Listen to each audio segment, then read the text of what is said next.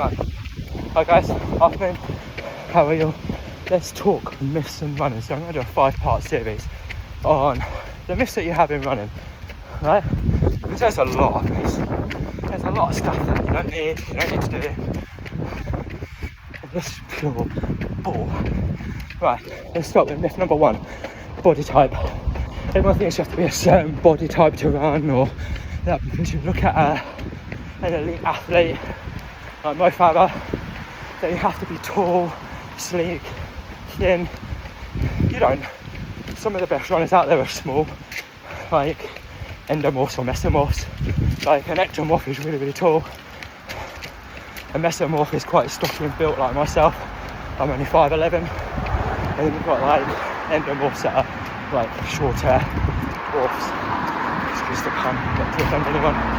But you don't need to be a certain body type to be classed as a runner. Anyone can run. It's just your perception on what the normal is. So you don't need to be a certain body type. Myth number 2, this is the biggest one, and this is the biggest piece of rubbish that I've ever heard. I've read countless studies on it. Stretching before you run. You don't actually need to stretch before you run.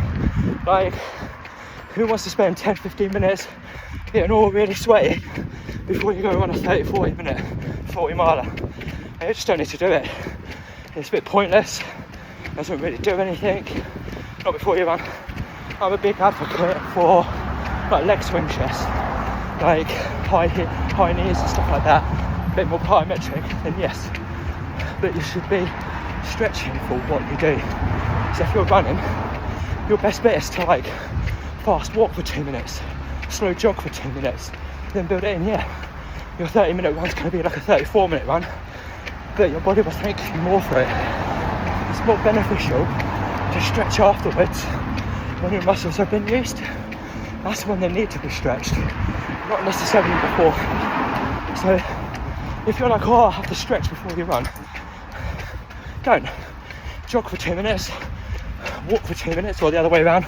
Walk for 2 minutes, jog for 2 minutes, then get into your run. Yeah, your run's going to be longer, but rather than spending an hour doing it all, including your 15-minute stretching, you're only doing it for 34 minutes.